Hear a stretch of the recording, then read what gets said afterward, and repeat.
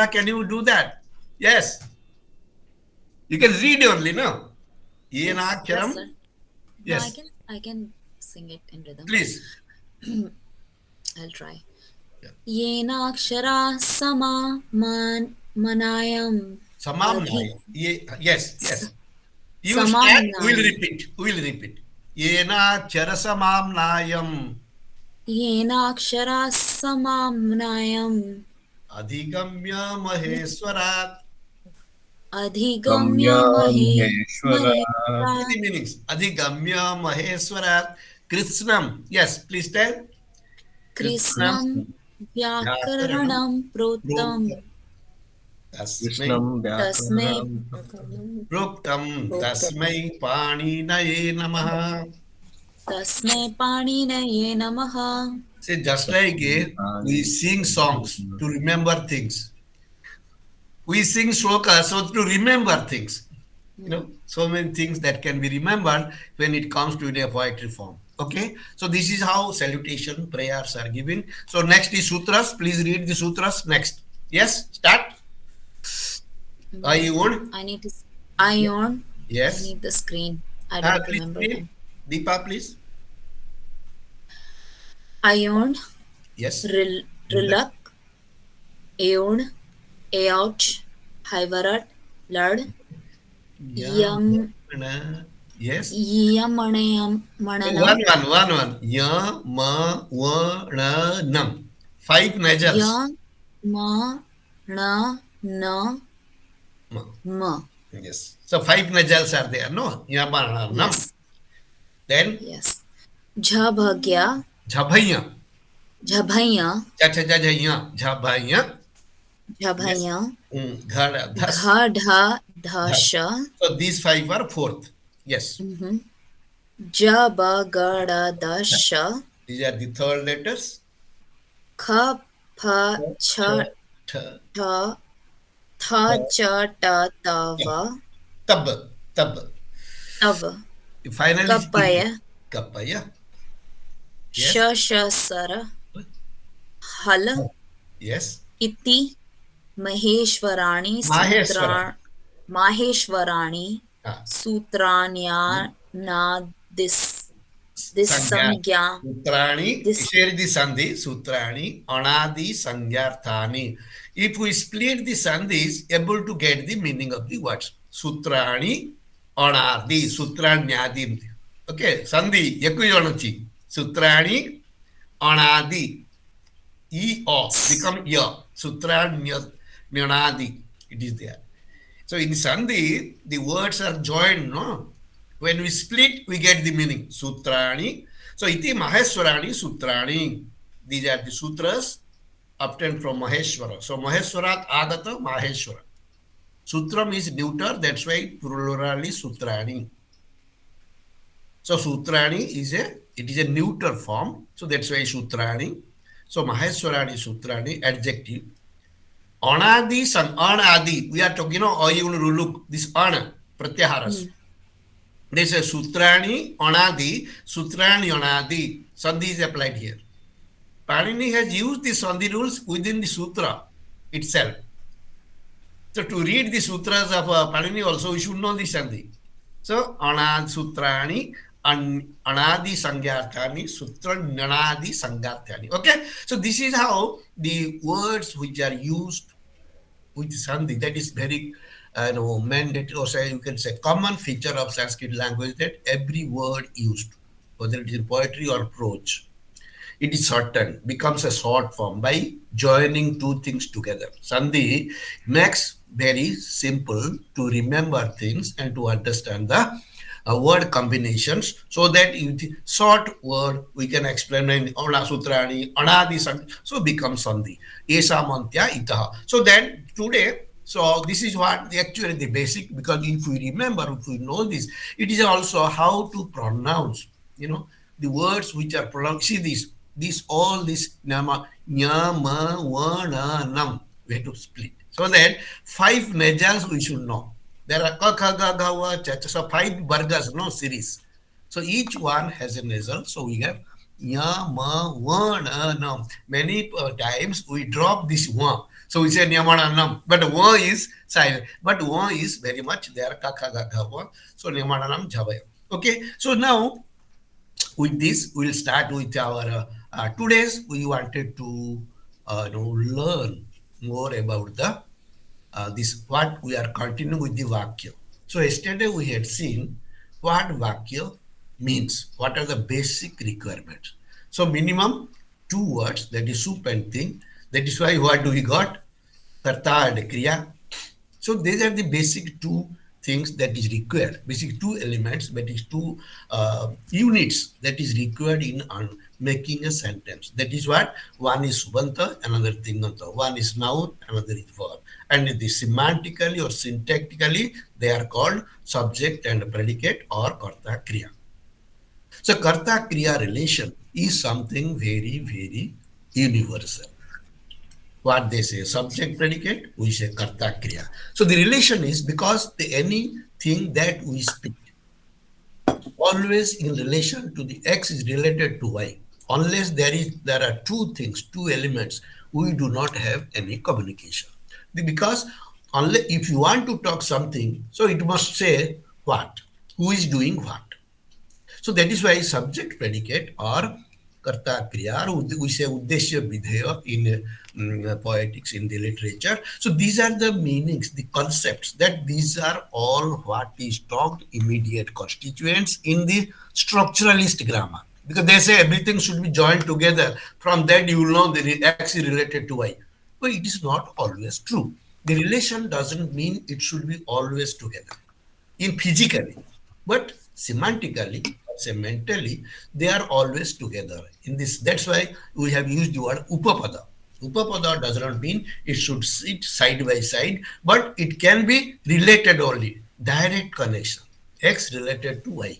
Then only we can communicate something, that x is doing something or something done is by X. So these are the basic requirement. That's why we had seen this Yushmati Upapade. So this Upapada and Sthanini Api Madhyama Asmad Upapade Uttama and Seshe Prathama. This is the way how he has defined the three agents, or what we call this subjects in English. But we'll say, I will just say today I will talk about that agent. And so this is what the basic difference that we saw yesterday. Now today what we want to take. Now the first thing that is very common in understanding the language or the sentence used in any language, though we say there are sentences which are very simple, which are very basic, but we have a practice in all languages. We find that we always talk about this active and passive. What is active passive? We know generally in every grammar you read, we call in Indian terms karma vachya and kartru vachya. Active is kartru vachya and passive is karma vachya. So though it is used in English, but from long ago we have been using this is kartru vachya and karma vachya. Can you please see the next?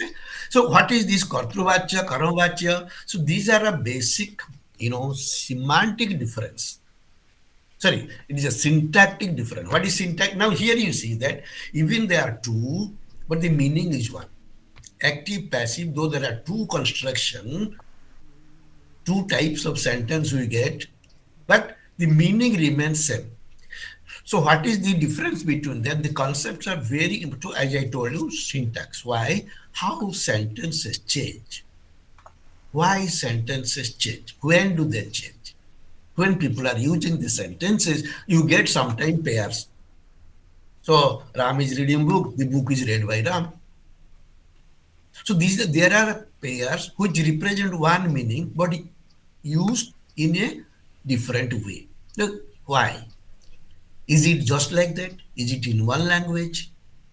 Or why it is so? So this is what we need. It is most important in this syntax in many languages. So Paninian Australia has explained in a very technical how you get that, how people speak like that, how they are related. Ram is reading book, the book is read by Ram. What way they are related? Are they two sentences or one sentence? So they one meaning or two meanings? So this remains a big point always in the linguistics they have tried to analyze. And I will be, I will tell that also when it comes. But this device, what is this device? How Panini does is look at this. All that variation, active and passive, we are using in our languages, not only in Indian language, but in English now using linguistics, trying to explain how it happened, what is the relation between them, how they are connected, how they represent one meaning, what is happening there.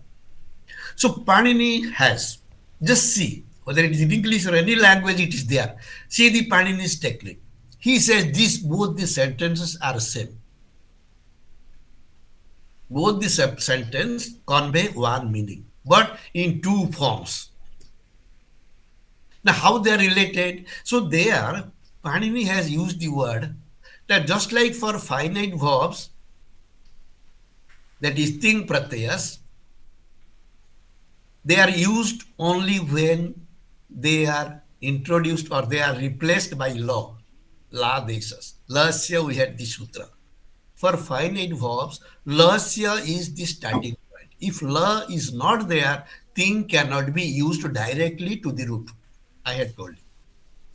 In the verbal conjugation, that is when you are making finite verbs, gachati, gamishyati, in any tense, when the thing suffixes, the finite endings are used with a verb, they are introduced through lakara.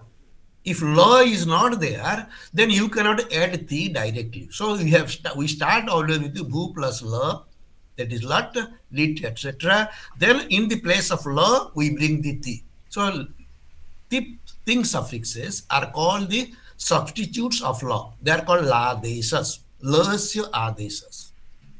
So in the place of law, only thing pratyas can be used. Without law, thing cannot be used. So it becomes a regulatory system. Wherever we use thing pratyas in different tenses, the tenses are represented by lakara, lat, lit, lut. So that's why without law, thing cannot be directly used with the verb. In the same way, for the sup, the vibhaktis, we are using with nouns. How we are using? You can use any vibhakti anywhere. You can say Ramaha Gramam Gacchati. Can you say Gramaha Ramam Gacchati? Why? Who decides? So whenever you are using a vibhakti, the vibhakti marker we call in our, it is all case marker they say in English or linguistic they are using, but ours is vibhakti, which are the sup vibhakti, sup pratyas are the vibhakti pratyas which are used with the noun. Thing used with the verb, sup used with the noun. So Ramaha, Ramau, Rama, these are the sup pratyas, su, just, amoutsas.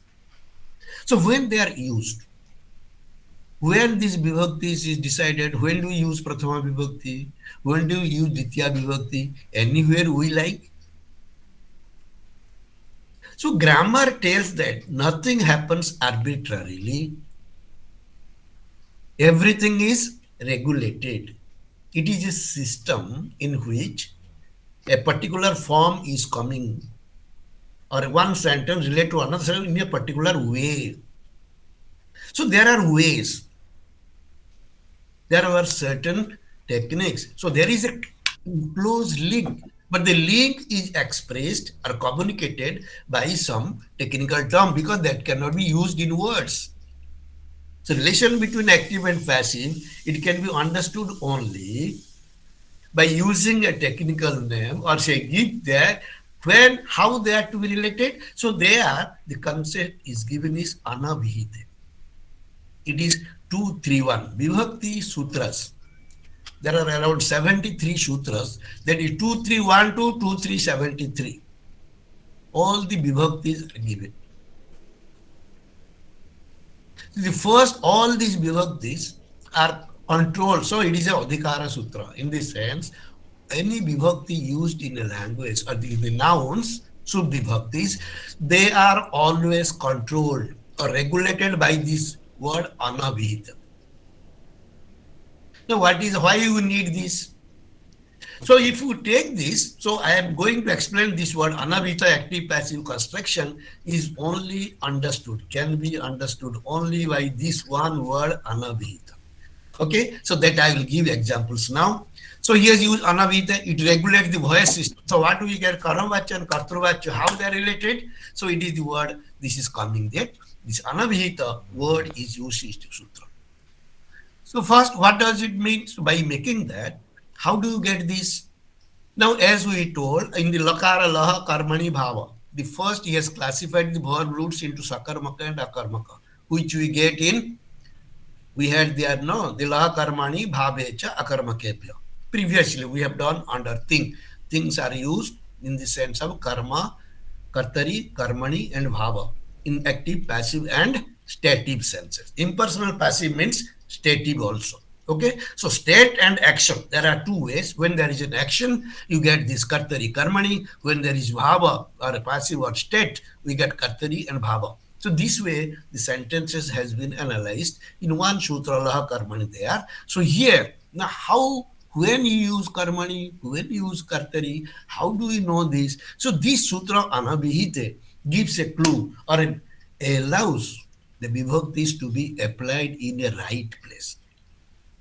How do you know this? Now, this is the context of that is how active passive, what we say, kartari karmani, now it is used as active passive. There is no difference, but Panini has made the difference to show that when kartari, when karmani, how it comes, when it comes. This with he has tried to explain with this word anavihite. Now, anavihite, I will just give one meaning of anavihita is, so it is a negative form of abhihita. Avihita means which is expressed. Avidha. Avidhana, we have avidha meaning, that is direct meaning. Avidhana means expression. So when the meaning is directly communicated, or when the relation is directed, when the relation is direct, it is called avihita. What is relation? When the noun or verb relation is direct, that is called avihita.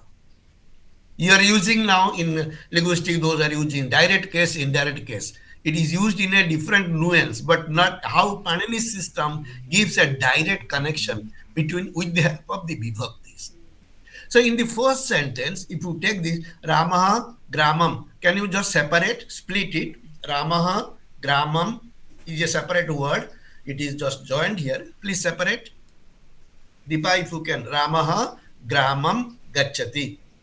No. In the same sentence, Ramaha Gramam is separated.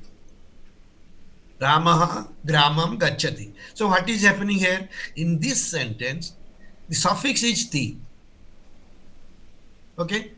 Suffix is ti. Ti only tells us it is used in Tingaha, Trini, Trini, Prathama, Madhyama, Uttama. So it is a Prathama, that is first person singular. Ti gives the meaning of first person singular. No, in the same place, same place.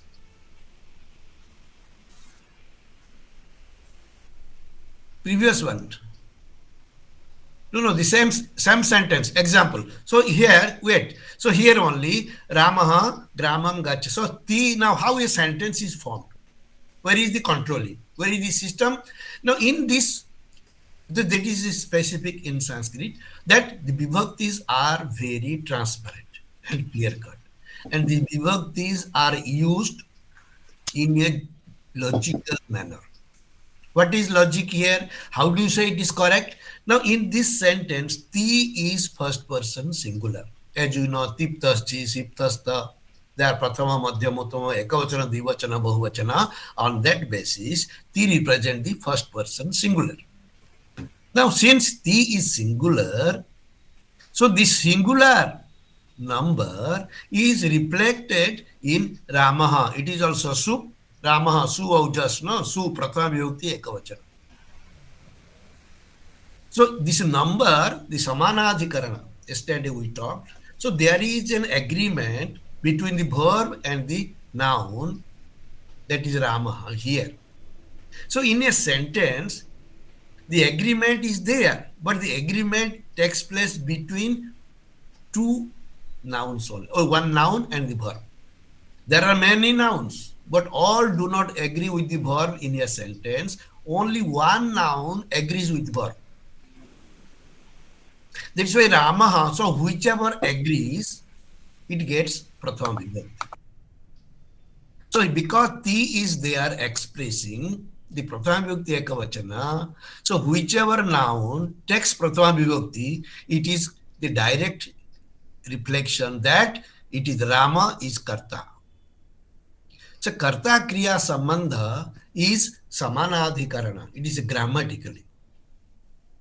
Grammatically, they represent same person, same vibhakti. So that means first person singular. So that which is in first person singular, only it is called karta. So Ramaha Gachati is the basic structure or the immediate constituents of the sentence Ramaha Gachati, Gramam Gachati. Yeah, So what but Gachati doesn't have a vibhakti. so So that is why first, if you remember, I told now you if in it the is beginning, wait. If first you person singular, so sir, grama is also first person singular. no, it is Gramam. It is Ditya Dhana. Yes, Wait. but So Gachati doesn't indicate what vibhakti it is. So if you remember, I told you the sutras which are given, Tingaha, Strini, Trini, Prathama, Madhyama, Uttamaha, 101, 14101. yeah. Then you have Tani, Ekavachana, Divachana, Bahuvachanahani, Ekasaha. Second, Hmm. okay. Then you have Supaha. Even the Sub-vibhaktis, Sub-partayas are also divided into Ekavachana, Divachana, Bahuvachana. Then there is Sutra 1014105. So there you get Vibhaktischa. So there is a sutra, Vibhaktischa, which tells cha means both thing and soup are called Vibhaktis technically. Technically, soup and thing both are called Vibhaktis. So Vibhaktischa Sutra tells that all soup and thing are called Vibhakti technically or grammatically. Why? I had mentioned while talking of Lopa or this, just see. So there is a sutra. Now what is happening? Why you need vibhakti? Both are called vibhaktis. Technically, in both in soup and thing, the final consonants are not dropped. As per the rule Halantyam 133, all the final consonants of a pratyaya is deleted. Halantyam. 133. Halantyam Sutra tells that the end of the vibhaktis, anubandhas, which are coming at the end of the pratyayas, well, they are all dropped. Lopa. So in all places it is dropped. But except the soup and thing, that means when you say Ramaha, here the soup pratyaya is there, who is Lopa, Sakara is becoming Visarga, no? If Halantyam is there, 133 sutra should be dropped, no? But here it is not dropped. Then it is an exception. So in the language, sometimes the change generally it comes that Lopa Halantyam Sutra, it is open general, but every sutra has exception, so they are restricted. The Halantyam Sutra has a restriction that except soup and thing. Except soup and thing. That means the final consonants of the soup pratyayas and the thing pratyaharas are not deleted. For that, there is a sutra. You will get that after 133, that is Halantyam. It as an exception, you get this na vibhaktau tu sma. Na vibhaktau means in the vibhaktis. That is in soup and thing. Na lopa. Kasya, tu and smart, tavarga, sakara and makara. So though the Holantyam Sutra tells broadly that all should be dropped at the end of the pratyaya, the indicators or the markers, but except soup and thing. Now to explain that soup and thing, that lopa does not take place in these two cases, he has coined the word vibhakti. So Vibhakti means soup and thing together, because in Vibhaktis, in soup and thing, the final consonant is not dropped, not deleted. So here you get Ramaha, Ramo, Ramaha, just Pratyaya. Because the Visarga is coming. Similarly, in the thing Pratyaya, you are saying Agachat, Halant, no? Agachat, Agachan. You will bhavami, bhavamah, bhavamah. So visargas are there. So in ting and su, this halantyam sutra does not apply. That's why he has used the sutra combining them together, vibhakti. Na vibhaktau saptami, na vibhaktau. In vibhaktis, the halantyam is not applicable. So lopa does not take place. That's why the technically he has used the word vibhaktischa. It is after Shupaha vibhaktischa sutra. Read this Ashtadhyayi order. If you read in the Ashtadhyayi order, go to that section, you'll find how sutras are arranged. From that, so that's why cha. By cha he says sup and thing for vibhaktis, and by using the word vibhakti, he has made the sutra na vibhaktau tusma. So tavarga, sakara, makara are not dropped. That's why sa, gramaha, ramaha. How visarga is coming? If sa is to be dropped. So even he allows lopa, but he also restricts. So in the sutras we have Nishedha Sutra. So one is general, utsarga, there are exceptionals, there are also negations. So all types of options are given in so that the sutra can be applied in the right place. Yes? Okay. So that's why it is also called vibhaktis. Now, so these same vibhaktis, because first person singular, remain agreeing, that is called samanadhikarana. So in the samana, so if there is a sama between only two, then what about the other nouns? When you say gramam, now how do you get gramam? It is a ditya vibhakti. Okay, so gramam gachati means going to village. So gramam gachati, how do you get ditya? When, how we decide. So language, rules, has a system. They have a logical system that when one form is put together, you get the other form makes it. So it's called, why it's called vibhakti also. Remember, the word vibhakti is, we know vibhakta. Vibhakta means divided, separated. Or we can say distinguished. How one form is distinguished from the other by a marker. So that which makes to distinguish between two forms, it is called vibhakti. So vibhakti is used the way the forms are distinguished. So when it is pratama, ditya, all these vibhaktis are used, the markers, what is called in linguistics, it is called marked. In Sanskrit, all the relations are marked. How they are marked? By using vibhakti. That is why we say, even in tradition, vibhaktantam padam. Pada means if there is a vibhakti, it is a pada. Vibhaktantam padam. Because without vibhakti, we cannot use a word in the sentence. So that's why pada samuha vakya is told or said. Why? Because with vibhakti only words can be used in the sentence. So when you come to sentence, it has its own rules. Sentence means it is pada samuha, not sabda samuha. Why pada? Because they are used with grammatical terms or grammatical markers. That is called the vibhaktis. So that's why vibhaktantam padam. So first vibhakti takes care of the relations between the words in a sentence. So it is vibhakti that marks which is what relation. So relations which are used in this sentence. One relation is always directly connected to the verb. So verb represents only one case. So that is, Kipaski has told that also. Only one case can be expressed at a time. Because you have only one suffix, no, gachati. So ti can represent only one case or one relation. What is that relation? The kartru relation, the samanadhikarana. The samanadhikarana tells that when the verb and noun agree together, agrees in what? In person and number. The PNG we are talking about. Person and number.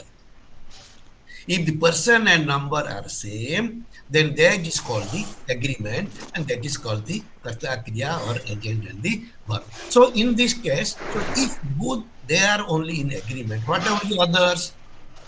So any other noun or pada used in the sentence, they are not in agreement. Okay, so only one is agreeing means all others do not agree. So what if we call agree, it is used, we call in technically in Panini, it is abhihita, to be expressed. See, the karta is expressed. The karta is indicated directly by the verbal ending. The verbal ending T expresses karta. That's why we say kartari, no? Why kartari prayoga? Because karta is expressed avihita, bachya. When karta is avihita, it is called kartruvachya. If karta is avihita, all other karakas remain anavihita. So what you get ditya here, this ditya is coming because here it is not directly connected with the verb. Since it is not avihita, it remains anavihita. Anavihita means not expressed. By whom? By the verbal endings. There is no direct connection. Since it's anavihita, so only the relations which are anavihita, they take a ditya tritiya. So that's why the sutra is anavihite karmani ditya. It is the 232. 231 is anavihite and the 232 is karmani ditya. The ditya vibhakti is used in the sense of karmani. So when karma is to be expressed, so karma is indicated, it is in ditya vibhakti. No, kuncham yeah, means here that it is expressed. So this is what in this Ramaha Gramam Gachati. We have two karakas, that is one is Ramaha, another is Gramam, and suffix is one, that is Ti. So Ti conveys the relation of that's why agreement, Samanadhikaranya, represents the agreement means it expresses the karta. Kriya expresses the karta. That's why it is in Prathama Vibhakti. So Prathama Vibhakti tells that they agree with each other in person and number grammatically. So the form when it changes, so there is expression avihita and the rest of the karakas remain anavihita. So these anavihita, only those karakas which are anavihita, they take only other vibhaktis. Remember always. They take other vibhaktis according to the verb. It can be karma, karana, sampradana, all we will be talking what is karma, karana, sampradana. So all other vibhaktis remain unexpressed. All other relations other than karta, all other relations remain unexpressed, anavihita. When they are anavihita only, they take ditya, tritiya, chaturthi, etc. etc. So avihita always talks about the agreement, the direct relationship between noun and verb. Whichever is directly connected, it is used in Prathama Vibhakti. So that's why ukta, avihita, also we know ukta. Ukta means said. It is again vach dhatu, kta pratyaya, you get ukta. Ukta means said, already expressed. By whom? By the suffix ti.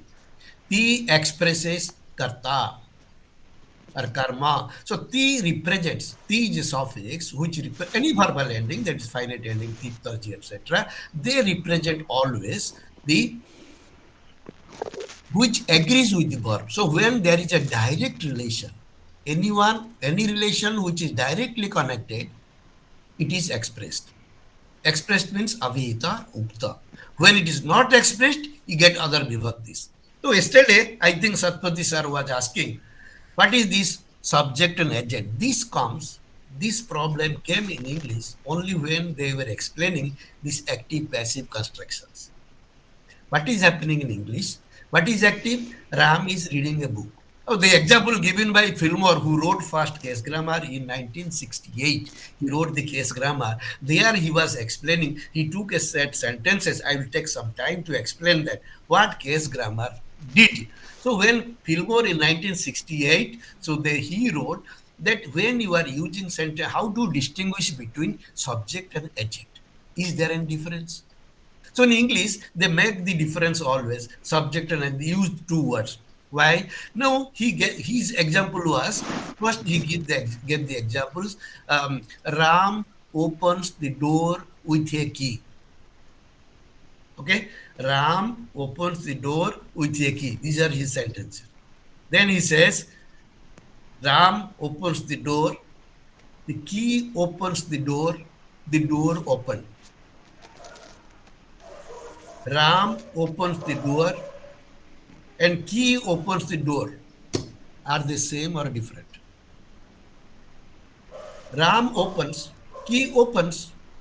So according to agreement, Ram and key both are karta, no? Both are had the same role, no? But are they same? Semantically, they are different. How? So while passivizing, this problem came, this difference came when they say, so you can say Ram opened the door with a key, and you can also use passive form, the door is opened by Ram. When you say Ram opened the door is opened by Ram. But when you say key opens the door, you cannot say the door is opened by the key. By. English passive forms that take by.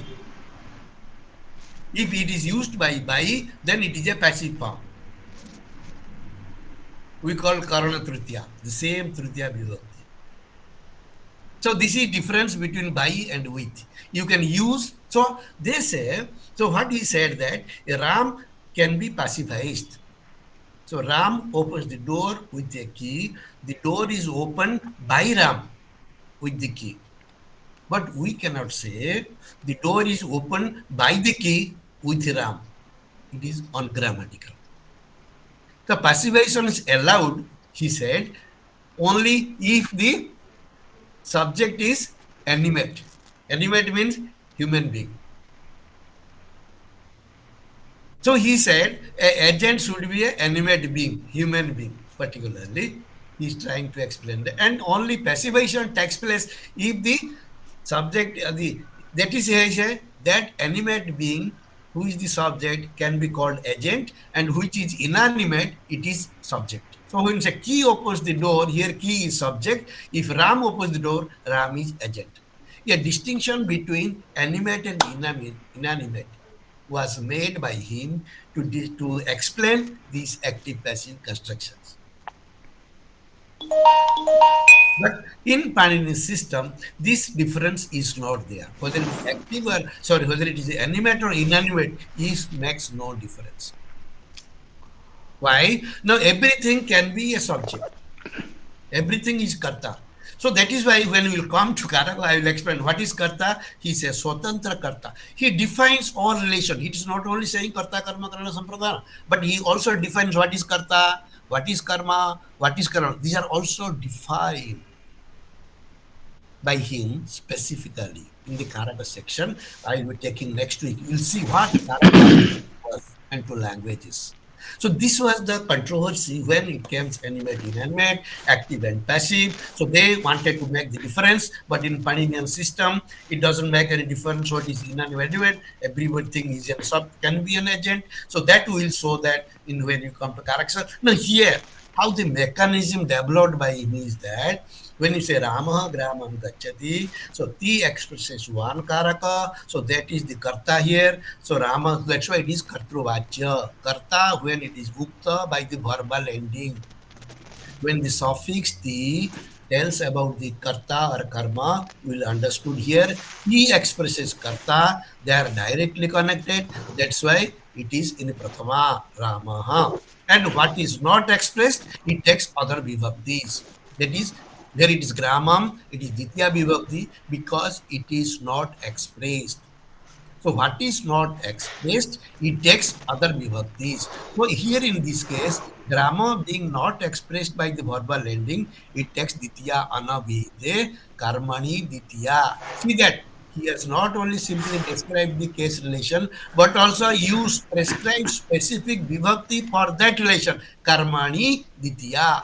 No language makes the syntactic semantic relations are observed, are fixed by him as karakas, and these karakas are expressed through specific vibhaktis. Karmani ditya, karane tritiya. We will be doing that, I will show that. So here it is anabhite karmani ditya. Avihite kartari prathama. When karta is avihita, it is in prathama vibhakti and it is called kartruvachya.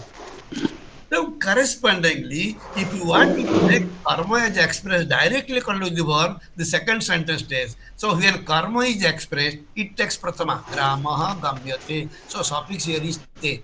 So Panini or in Sanskrit, we use both paraspada and atmanipada because paraspada suffix always represents kartari, karta, and te represents karma and bhava. I had told in Atmanepada section also, Bhava Karmanaho Atmanepadam. Bhava Sorry, and Karma. Satapati ji, Yeah. can you kindly mute? Oh, You're yes. unmuted. Yeah, Can you yeah. mute, Please, please? sound is correct. Thank you.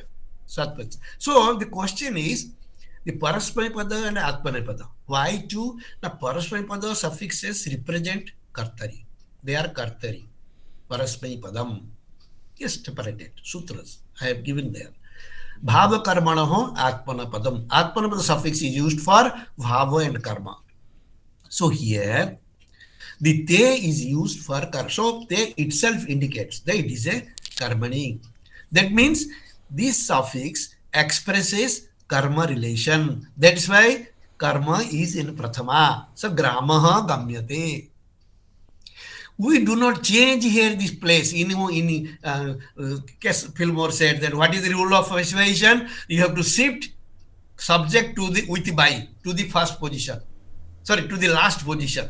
So book is read by Ram. Suppose if you say, so the verb takes past participle, that is here also. We will show that examples. Past participle, karmani prayoga, past participles are used always in karmani. Krutyakta, khalartaha, we have two in krudanta. I will also use here again, I will explain you. Kta pratyayas are used always in karmani kta.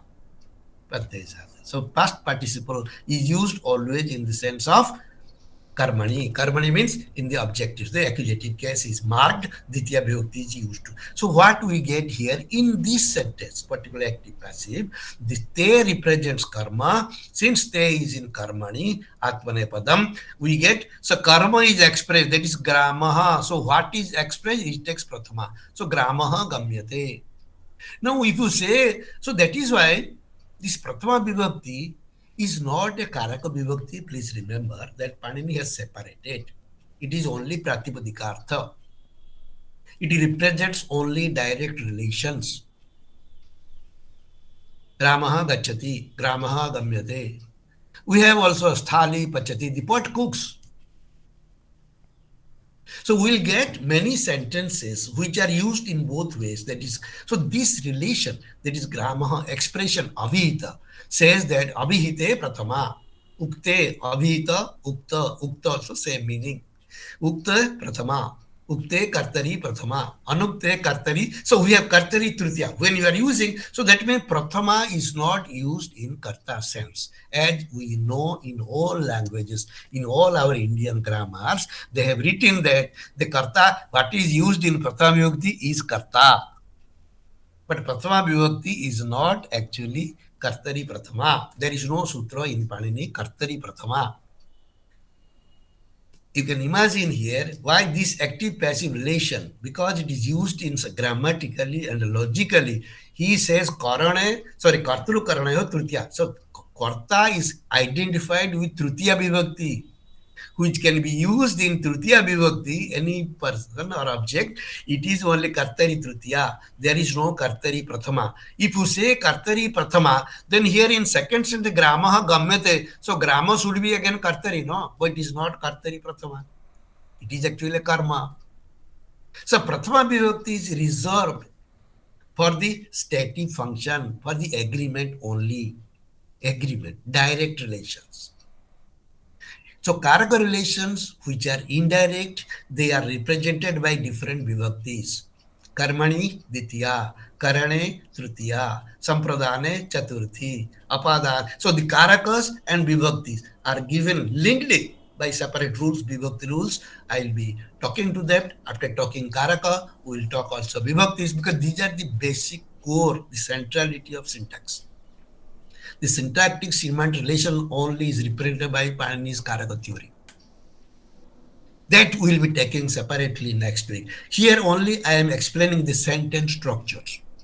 When we mean active and passives, so active means where Their karta is expressed, that's why kartruvachya when karta is expressed, and it is karmani, it is karmavachya when karma is expressed by the verbal ending.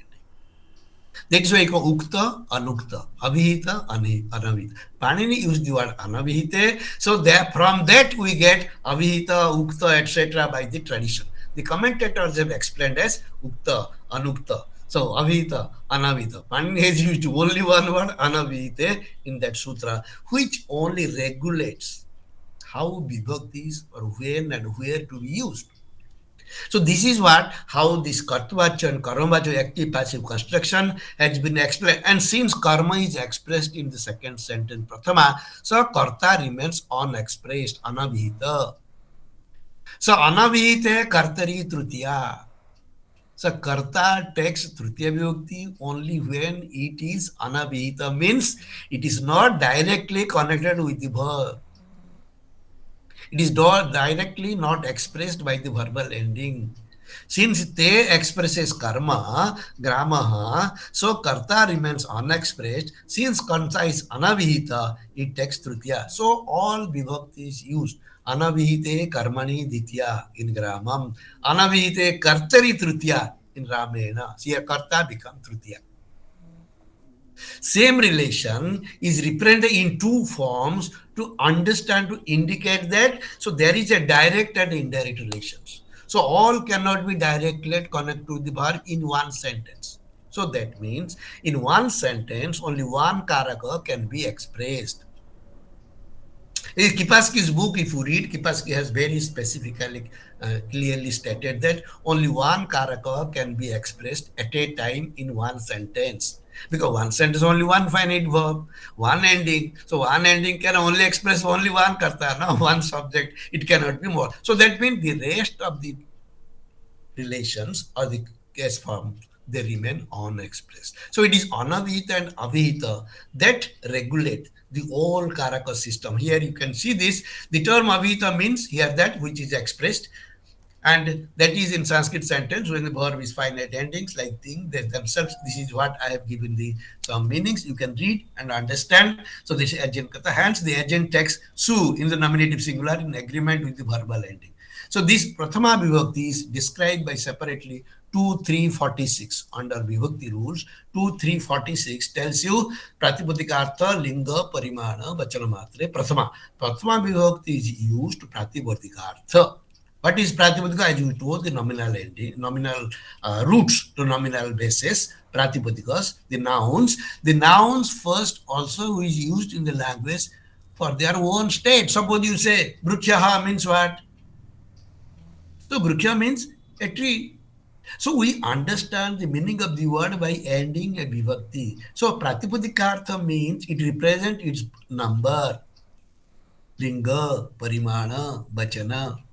So any word used first stands for itself.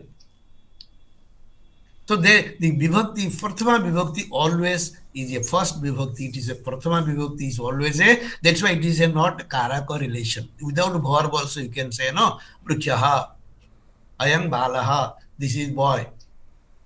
Ayam brukyaha, this is a tree. We can also, though the verb asti is understood, thanivat. But still, there is no action. It is only a statement. It tells about the tree. That's all. This is a tree. It's an identification. So, pratipadika means its own meaning. That is, this is a book. This is a pen. So, we have statements. These are the stative statements, we say, in relation to actions. That is, when you come to kriya. Kriya indicates. What is that? When there is an action. If the tree fell down, the leaf fell from the tree. So when it comes into action, related to some action, then it takes the karaka vibhakti. It becomes karaka. But if it is not, so pratipadika is reserved always for the stative meaning, the meanings of its own. This is a book, this is a man, I am a teacher. All these sentences are possible only because of prathama vibhakti. sentences, because without prathama we cannot use or introduce any term or any word. So that is why shubh vibhakti important. That's why it is also observed by Kipasky in 1982. I have given you that book, which if you read sometimes. I thank you all for giving that in the, somebody has loaded in the, and the soft copies are available, so you can read that. Even architects of Panini, that architect by Kipasky also, if you read that, what is architect means. So here says Kipasky that only one karaka relation can be expressed at a time, leaving other karaka relations unexpressed, anavihita. So there is a system, avihita and anavihita, which makes the active and passive sentences more grammatical. And yes, here you have seen this Rama Gramam Gajira I have given in the example 1a. Since the finite verb ending T expresses the agent Rama, the other karaka Gramam, village, remains unexpressed. Hence, under this condition, it takes second case marker or Ditya Vibhakti by the rules Anavihite Karmani Ditya 232. The next first sutra in Vibhakti is 231, that is Anavihite, so that is the condition. All vibhakti rules which are listed there, that how these vibhaktis are used in the language, not just anywhere we like. It is the internal relations between verb and the nouns. So it is the verb, verbal ending tells that who is to be in prathama, who is to be in ditya. That we will see when you come to karaka. But this is the system, that how active passive are regulated by one sutra, anavihite, one word sutra, like lasya. So lasya is the key for all things suffixes. And here anavihite is the key for all sub vibhaktis. So both sup and things are regulated in such a way that the forms which are used in sentences, they remain grammatical. So vibhaktis cannot be just put arbitrarily by us. It is the language, it is the rule of the verb, it is the verb that tells which is to be in prathama, which is to be ditya. So the relations are there in such a way that both, it cannot be called only syntax, it is arrangement. It is the relation is important. The relations which are there, abstract relations between verb and nouns, it is there in our mind. We are they are only used with the distinctive vibhakti to tell us that, oh, this is ditya, this is tritiya. But these are all there in the mind, in the sentence, which is in a unity. The unity of expression, the unity of meaning. It is everything is present. All relations are put together, but only when we speak, we make separate. The vibhaktis are used to indicate that these are the relations between verb. So it is the related word groups that makes the sentence. It is the relation between noun and verb is called karaka. So that karaka relation is a new innovation of Panini, which you do not find no parallel in any language of the world, in any grammar of the world. That's why we will take it specifically. So this is one way, anavihita. So anavihita is a very, that's why it is important to understand all active and passive relations. So let's see. So the second one, you have Ramena Gramaha Gamyate, that is there. Then the next you will see this. Yeah, next please.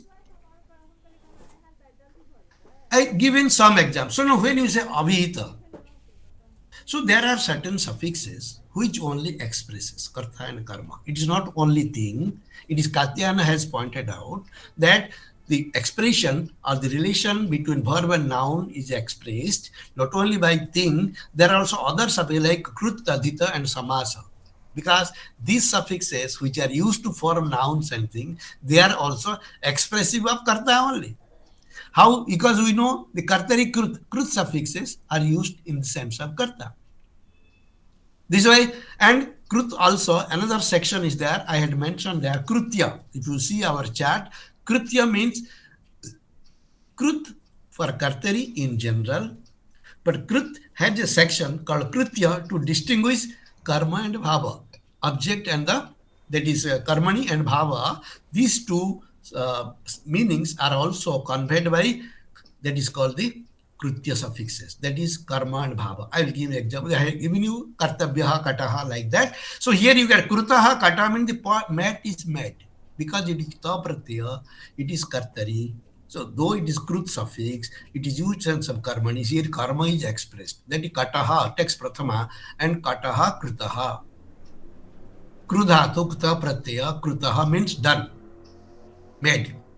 Kataha means, so mat is made. By whom?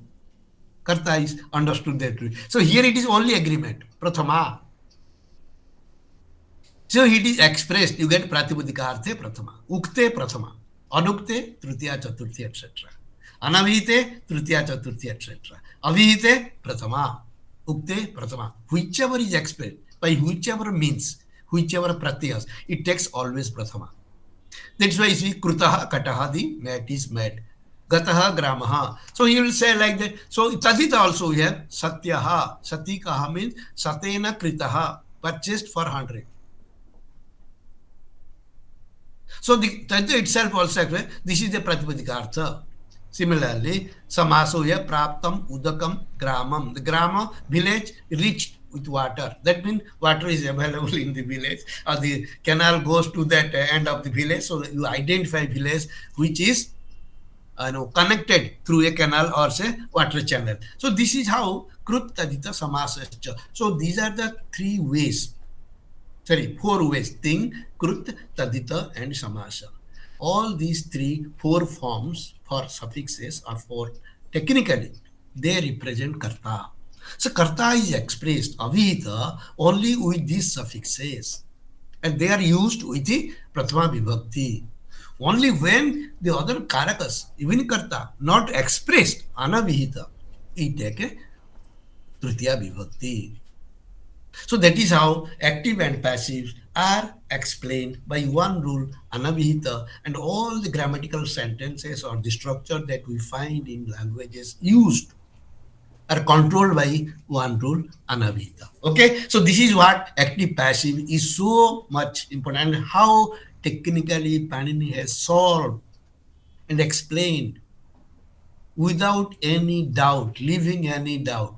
So any type of sentence formation, even Kruta Kata is sentence for us because there is a Pratipadika, Prathama Vibhakti. So Karta is present in that sense. Okay. So next we will go to actually some other. What happens? So we are trying to show, I'm trying to show that how many aspects, syntactic aspects are covered by Panini.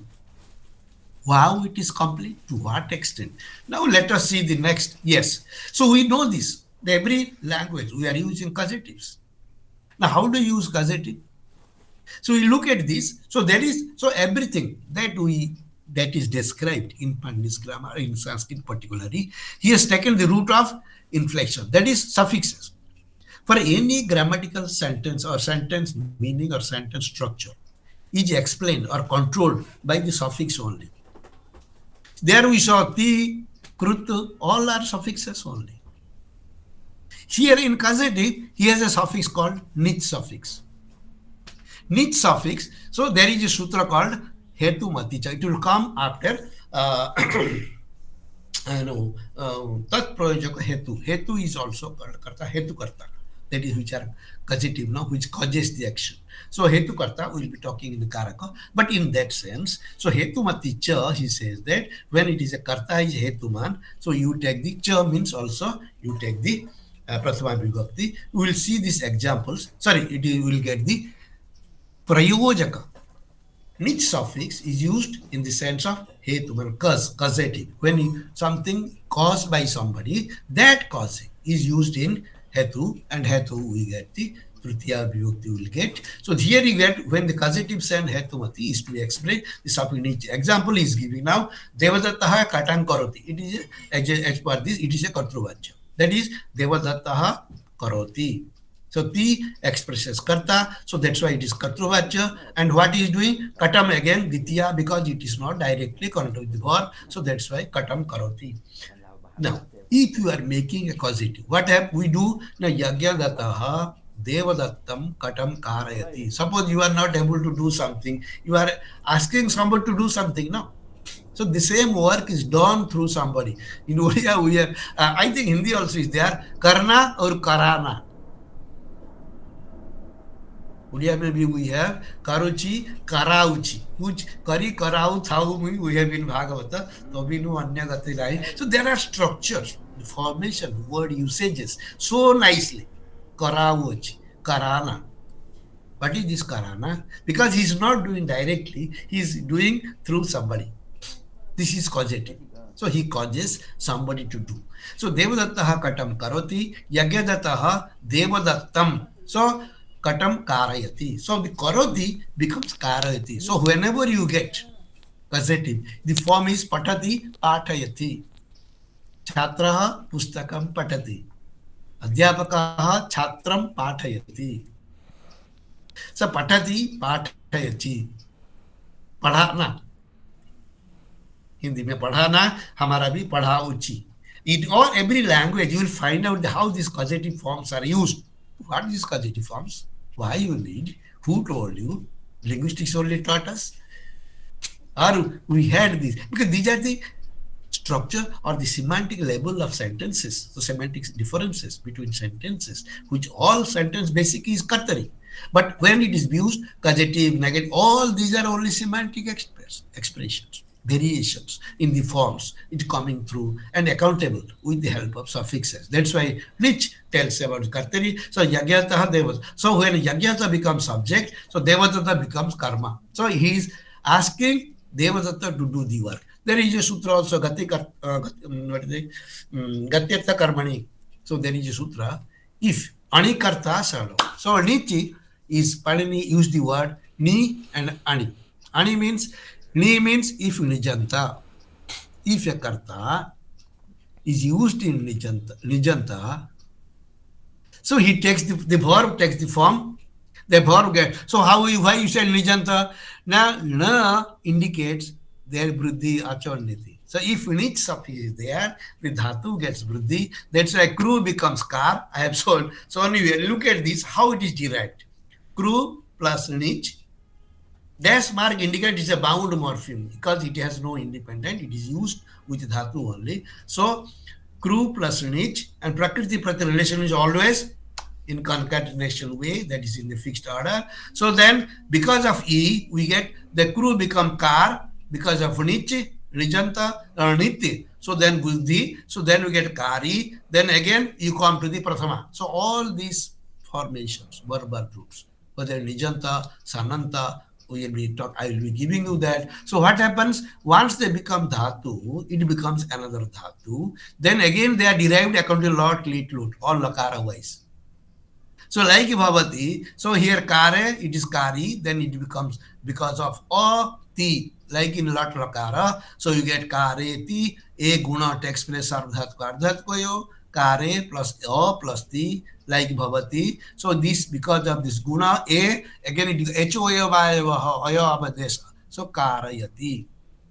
So same Sandhi rules applies, and same Lakara rule also apply. Once you form a base, like Kari, it is causative base. Once the causative base is formed, again these lakaras are coming. So the lakaras which are used for, you had shown you 180 forms in active and passive. But we can also again use the same numbers in causative.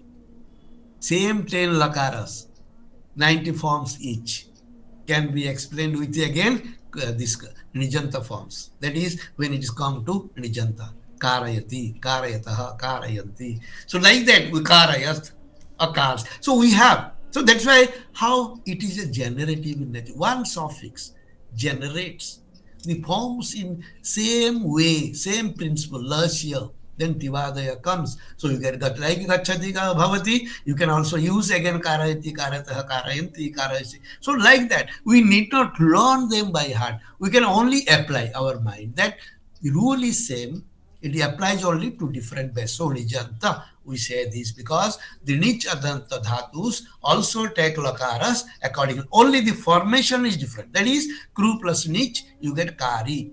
Once you get Kari, add O and Ti, and automatically Sandhi rule operates. You get Guna, Kare plus A, again H-O-A Vaivaha, Karayati, it will go on. So this is Nijanta for causative formation we have in our languages, most of the language we use. How it is causative? Now in causative form, the karta becomes karma. So in the first sentence, Devadattaha, 1 minute, sorry. Devadattaha katam karoti. So Devata is in Pratham Vibhakti, it is karta. But when you come to causative, same Devata become Devata. Yagyadattaha, when become karta, it become karma. So Devadatta is the karta in the anyanta. It is not nijanta. So it is called anyanta karta. Anyanta karta means which is not in nijanta. So karta which is not in nijanta becomes karma in nijanta dhatu. So Devadatta becomes karma and Yagyata becomes karta. So Devadatta becomes karma. That's why Yagyataha Devadattam katam karayati. So it is the Nijanta suffix that makes the change within the structure of the sentence itself. So the semantic relation remains intact. So karoti and kaya, the verbal form change indicates there is a change, there is a causative form. So any causative form we are using in our languages are controlled by this again anabhita, abhita, and particularly here this causative, the karta becomes karma. The anyanta, that means the non-causative karta becomes karma in causative construction. So how vibhakti has to be regulated? Not just like that. It is not the abhita here. It is only first what is expressed in the first. So it because there are two pairs. So what do we find? Karoti and karayati. Because karayati, kara becomes a separate dhatu, nijanta dhatu. Once it becomes nijanta dhatu, it operates its own way. That means the karta becomes karma. The karta of the anyanta dhatu becomes karma in the nijanta. So it is the procreate, the process in which the forms are changed, regulated with a particular semantic relation. And suffixes always indicate, that's why they are the pratyas always indicate. They always indicate what kind of changes take place and when and where. Why you say karayati? Because it is niche, because it is formed with the kari, niche pratyaya. So once the base is formed, you again apply your vibhakti rules, that is all the lakara rules will come running as it is. So there is no separate rules for that. It is once you form is best, all the verbal suffixes will come. All the things suffixes can be used along with these verbs which are derived. These are the derived roots, kari. From kru need to get kari, so karayati. Next, nijanta. So then we'll have this. Next, please. We have another type, that is what we have this now. This is a very popular, in English. Oh, gerund. Gerund means what? Everybody thinks, oh, it is something very big. What is gerund? How do they define? Now Paninian has defined. When to use? What is gerund? The gerund is similar to our twa suffix, twa. In Sanskrit, we say gatwa, bhuktwa. Twa is used in the sense of what is the meaning? When it is used? Anywhere we like? No. So everything is defined. When used twa, you see the shlok, samana kartrukayoho purvakale. What does it mean? The suffix twa, this colon I have given because it is used in the Subramanian's book for dirgha. Okay, instead of putting bar at the top, see, we are giving colon as per the Subramanian's book. So it is also used in linguistic easy for typing. So in linguistic journals, so that represent dirgha, twa. Okay, so purva kale, purva is dirgha. So the suffix twa is added to a root when the letter is associated in the sentence. Whether twa is only a morphology or syntactic. Like so we saw this niche. So our suffixes are not simply morphemes. They are not only represent the word structure. They are more for sentence structure. When you say niche, it is nijanta means it is a causative structure, construction. When you call twa, it is a sentence, it is in sentence meaning. Twa is used when two verbs are used in a sentence. Two verb means how? So that is why I say samana kartruka. If the agent is same, if there are two actions, you finish one action, then you do other action. No. So you sleep after reading, no. Patitva sopiti. Bhuktva prajati. After eating only you are going, no. So whenever there are actions intended for another actions, when you complete one action and go to another action, this continuity is represented, expressed by the one suffix that is twa. Bhuktva brajati. He is going after eating food. Having eaten, he is going.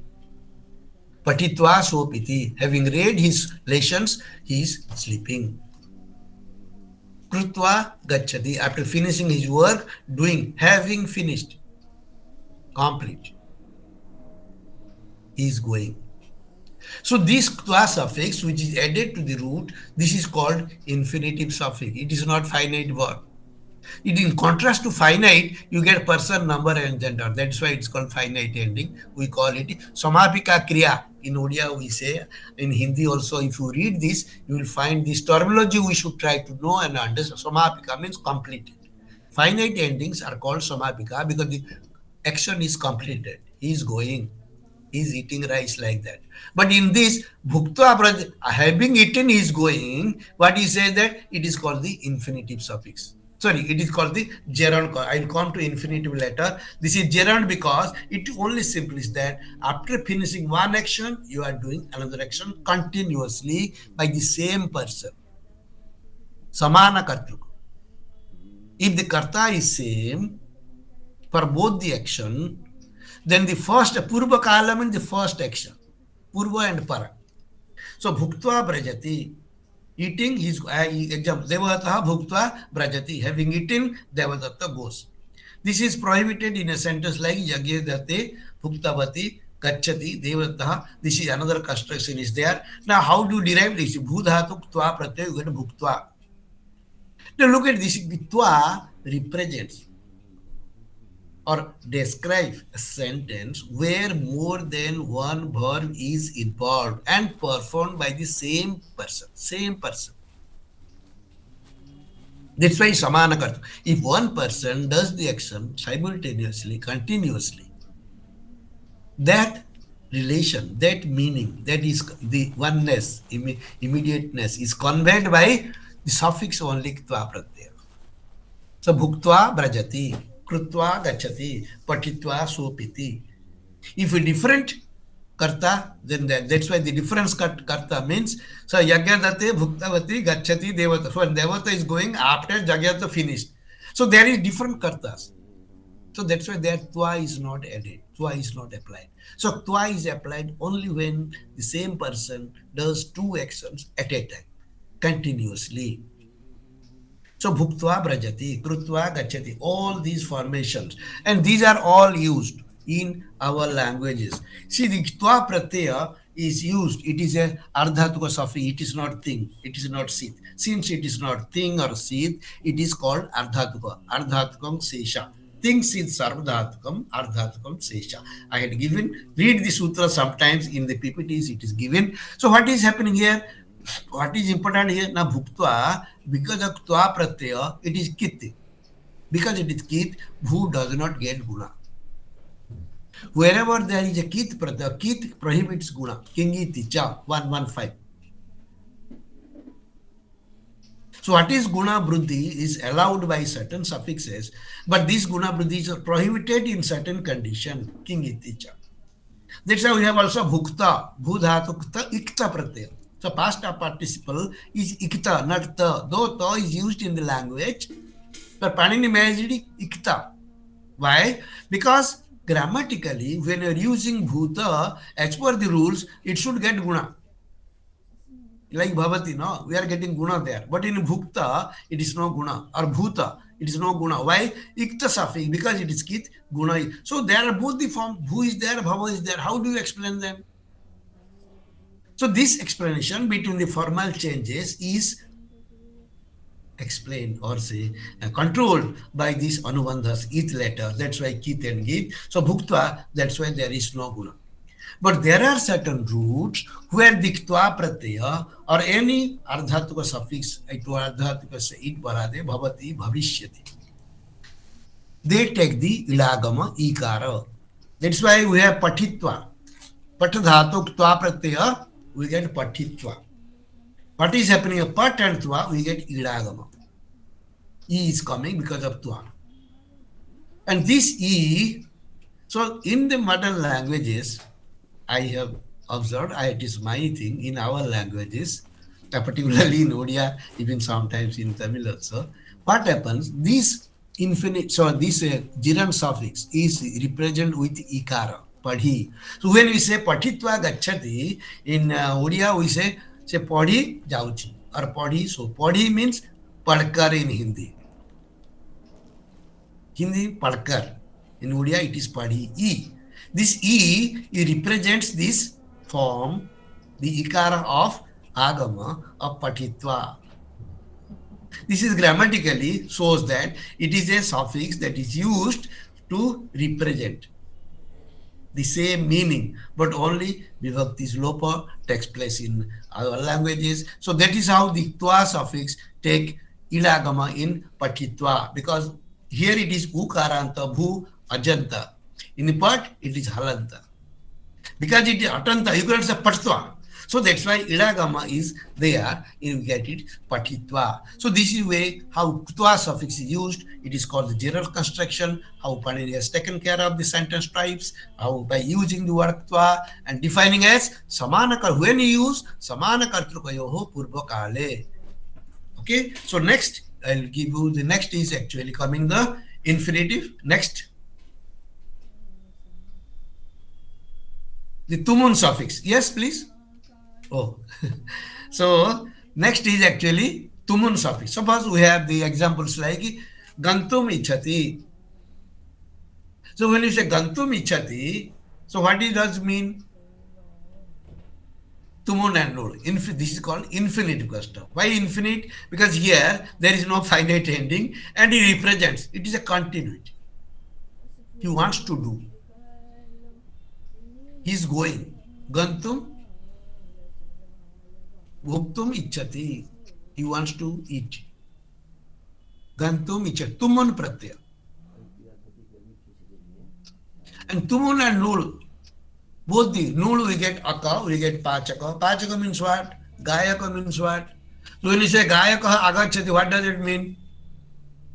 They are all represent. They are all used in the sense of future, bhavishyati. How? Now, suppose when you say a singer is coming, what does it mean? He is going to sing. Adhyapakaha agachati means what? We understand that he is going to teach us adhyapayati. Adhyapayitum agachati. So, adhyapakaha. So, all these suffixes like nul also represent, are used in the bhavishyata kale. What happened here? Tumun nulu. And when it is kriyayam, kriyarthayam. When one action is meant for another action, you are going why? To teach. You are coming why? To sit. So the relation between two actions is combined, connected through the suffix tumun. So that's why I say tumun and nur after a verbal root with force of future. Always bhavishyati kale. The word in construction here therewith is another verb denoting an action performed for the sake of the future action. Patitum gachati. Why you are going to school? To read. So this construction where one verb is done for the other verb. Bhoktum brajati. He is going to eat. You are going to hotel. Why? So not to sleep but to eat. No. So there is a bhoktum gachati, brajati. So these are examples which are given. This is called the infinitive construction, because where the sentence structures represent a meaning of a different type. That is, one action is intended for a. So kriyartha kriya. Remember, tum infinitives are used only when one action is intended for another action. How he has distinguished all these sentence forms, sentence structures. He has observed and tried to distinguish and explain with specific markers, suffixes. Because Sanskrit is inflectional, he is able to explain everything in terms of suffixes. So that's why all our syntactic structure in Sanskrit, you can explain in terms of suffix only. That's why it is inflectional. Because you don't need to explain everything. If you explain the suffix and its context, so then your job is over. Simply see, tumunnudu kriyayam kriyarthayam.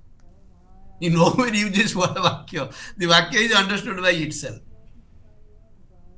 So this is what called the infinitive. Then next one more, next also is there. Yeah, next please, the 5. We have this. So next is we have Now it's a very specific denominative. It is, of course, the noun becomes verb. It is very clearly with the suffix kyat suffix. It is used for, suppose we say supaha atmanah kyat. If sup here means the subanta, that means a pratipadika, a noun. If sup, a person or anything that is wanted, atmanah kyat. If you want to have something, instead of saying any person, this is supa, atmana kyat. Here supa means if the if the soup is used, it's a person wants something for himself, atmana. If you want to have something for yourself, how you will express? So you add the suffix kyat, suffix is added. Either the suffix kyat is optionally applied, and these are all optionally, he is telling, applied in the sense of wishing. After a word ending in case suffix, express the object wished as connected with the wisher self. Example, you see, Atmanaha putram ichchati putriyati. So now will become putra, become putriyati, a verbal form, putriya. This is called namadhatu denominatives. So these nouns also forms verbs. Some like booked. We are having, in English, many nouns are used with the verb. So booked. So putra, putriyati. So putriya is the base. Then you add ti, etc., etc. All lakaras can be used. So this is what it gives, that all the how the formation takes here. Supadhatu pratipadikayoho, subvibhakti lopa, putra plus iya. Then you get this asya chev. You get a putriya dirgha ikara. You get putriyati kyachicha dirgha I. So these are the formation. The rules I have given you how a form is processed. Putriyati putraha putram ichati for oneself. If you are asking, wishing a son for somebody else, so there is no kyach. Saha yajnadattasya putram ichchati. So putram ichchati remain as the sentence form. But it becomes a pratyatri, only it is self. So difference between having oneself, wishing for self, wishing for others, the grammatical structure explains the difference clearly, unambiguously, without any doubt. So next we'll see now. Next is, so this is how called, frequent dative. This is in Sanskrit always. Repeat desiderative is a very famous. Everybody is why you are reading Panini? Because why you have come here? Because you have some jigyasa. Jigyasa means what? Jnatu ichha. Everybody has some intention, some wish to know something. That is called jigyasa. You should have jigyasa to know something. That's why Shraddha. Shraddhavan lavate jnanam. Gita. Shraddha here means you should have jigyasa. Jnatu ichha. Unless you have a jigyasa, you cannot read this grammar. You cannot read Panini. You cannot read linguistics or terms. We cannot understand terms unless we have a jigyasa. What he says, how he says, where he says, what are the differences. Unless we know this, we cannot learn anything. To learn about something, we should have that jigyasa. You have to spend time, you have to see it, read all the technical terms. Hey, what is the We have so many ways. We used to joke in Sanskrit colleges when you are reading this grammar. So there is a sutra, kanam redite. You have to put, kana means, ear. Kanam redite means you have to twist your ear. And there is a checha. There is a sutra checha by Panini. So we have a bhar chechiva in Odia, which is a checha, mean to beat somebody. This is something very interesting. At the same time, how systematically the relations, the meanings of sentences has been explained by san suffix. It is called the desiderative. San means san pratyaya. That is called sananta. Sananta means the dhatus which are used with san represent icha. Gantum icha, jigamisha. Gyantum icha, jigyasa. So a person who is into learn, he is called jigyasu. A jigyasu only can understand the difficulty of grammarian. Why a grammarian writes a grammar? To explain things, undoubtedly. So that is when san is added, dhatu karmanaha, again samana kartruka. Ichayang va, optionally. You can say gantum ichati or you can say jigam. So whole sentence can be expressed in one word. That is the beauty of Sanskrit, that with one word you can represent the sentence meaning. So sentence need not be a group of words as the description are given. Why Panini has not described sentence? From this you can very well understand. It is a question of matter of understanding. If one word itself represents sentence meaning, so why you should tell everything? Not necessary. So gantum ichchati, jigamishati. Kartum ichchati, chikirisati. So this way, that is why dhatuho samana kartrukat ichchayam. If the same person desires for himself only, you get the son suffix. If it is there for Atmana Putra, it is Kyat suffix. Here it desires something, you have the son suffix. So it is called Sananta, and we get the form Gantum Ichchati, Jigamishati, Kartum Ichchati, Chikirsati. So you should have the Chikitsa. You should have the desire to work. Then only we can work. But then you will know how to work. What is the work? How we should do.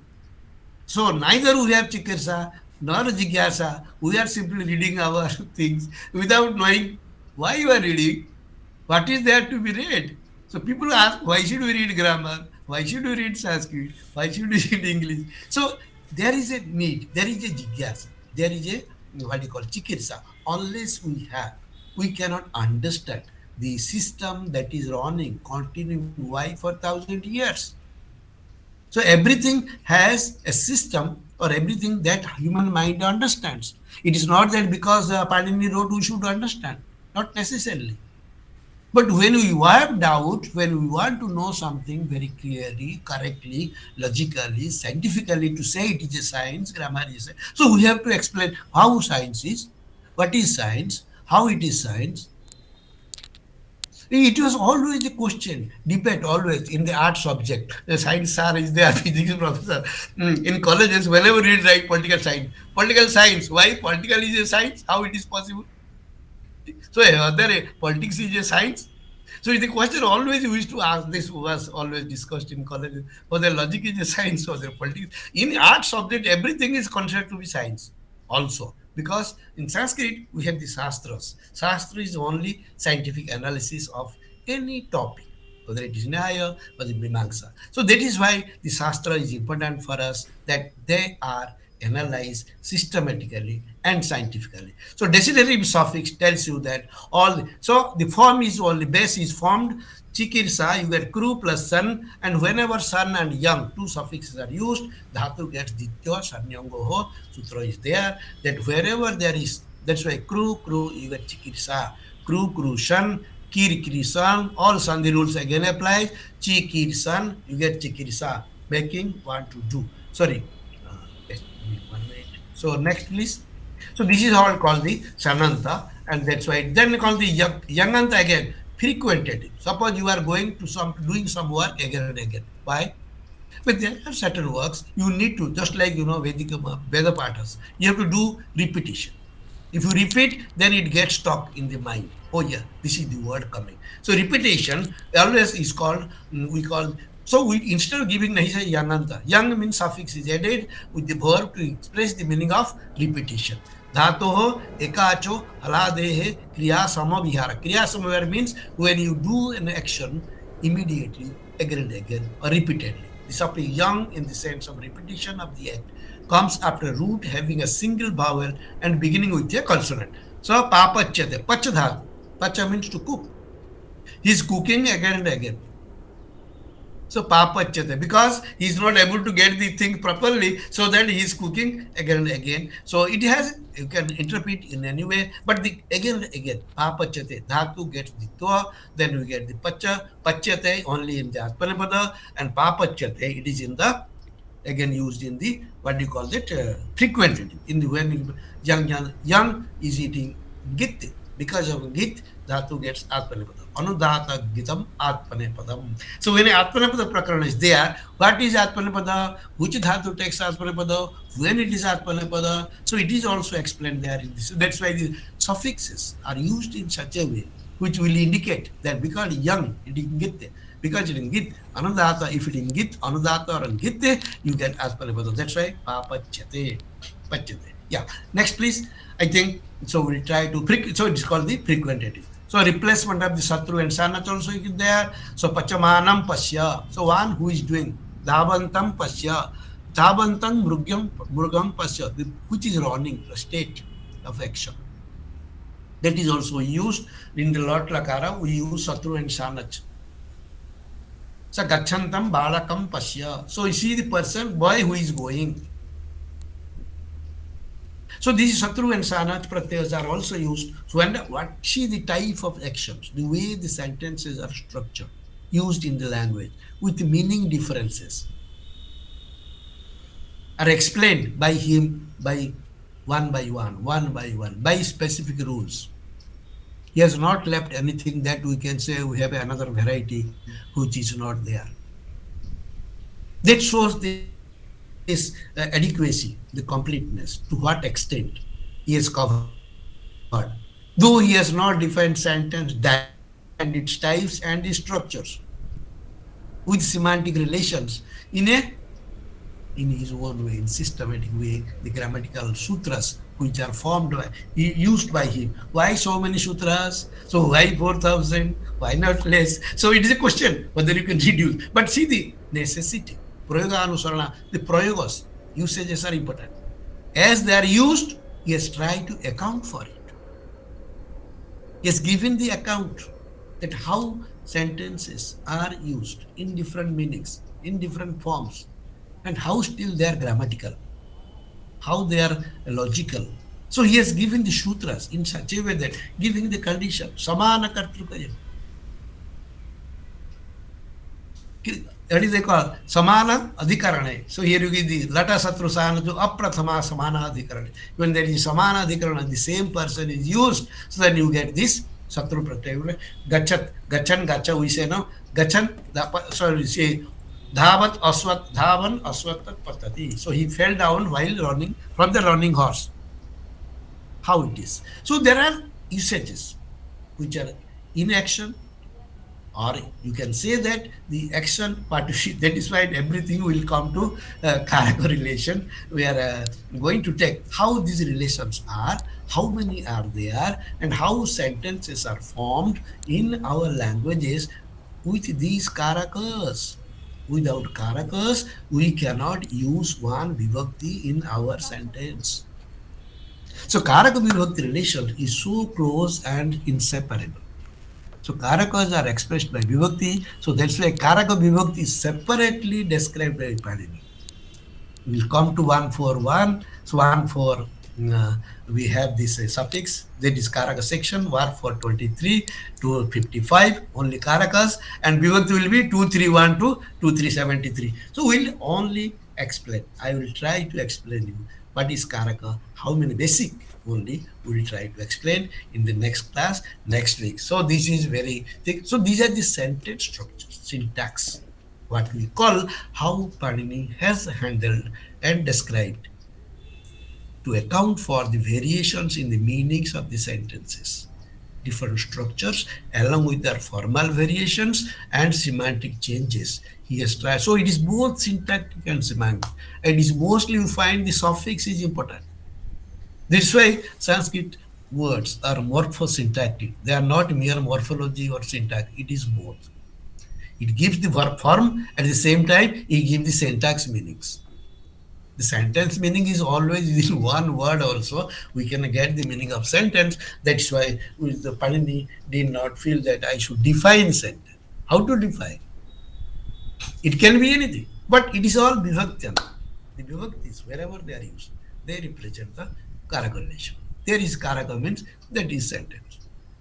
So without karaka, vibhakti, sentence cannot be used, cannot be distinguished, separated. Thank you. Any question? So we can, if there is any question, we can take one or two. Yes?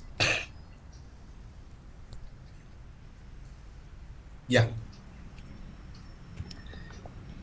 Yes, please. I want all we should try in our languages, whether it is in Odia, Hindi, Gujarati, or Marathi, or Rajasthani, whichever language we know. Yes, please. Yeah. Anybody? No, sir. Thank you, sir. Thanks a lot. Thanks, sir. Nice See, if you explanation. don't speak Sir, I have to any read these things. understanding. Sir. Yeah, I have please. to read these things. Yes, sir. Yes, yes. So this is what, I'm just, as far as I know, as far as it is explained, So that's why Cardona, Kipaski, how they have worked. If you see Cardona's book, see the bibliography, more than 100 pages. How many works have been done on Australia, on Panini himself, Yes, sir. Yes, sir. linguistically? That Yes. speaks the volume of why we should. It is only that we should know, we should read our languages also. We'll try to bridge the gap. Don't make a difference between English and Indian languages. We should take them together. We'll show that our system is also equally important and we can explain much more. So we Yes, should sir. know the knowledge system technically, grammatically, correct wise. Then only we can explain what is Odia, what is Kannada, who is different from, which is different Karaka in any language, who is Yes. different, says a different system. So my interest is that let us read our own grammar, bring our languages together so that it is human language. We are using only in different form, Yes, sir. one sentence used in different ways. That doesn't mean that we are different. So Yes, there sir. is a lot of chaos, misunderstanding today that we don't have anything with any relation with anybody. We are all independent. But without panic, can you speak a single sentence?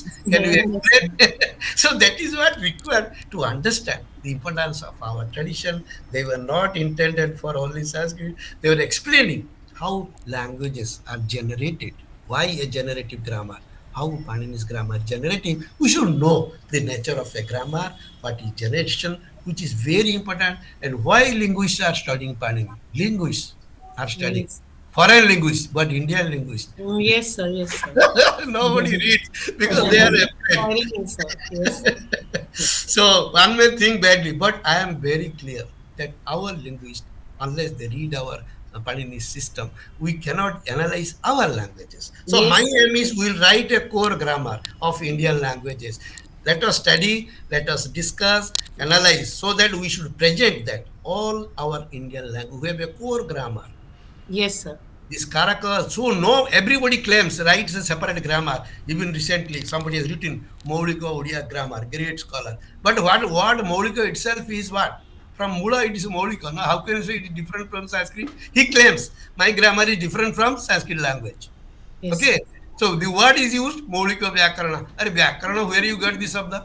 So this is the understanding, misunderstanding created by the Yes. so-called grammarians and linguists without understanding the technicality, the basic values of language, the basic understanding of our language is to make communication.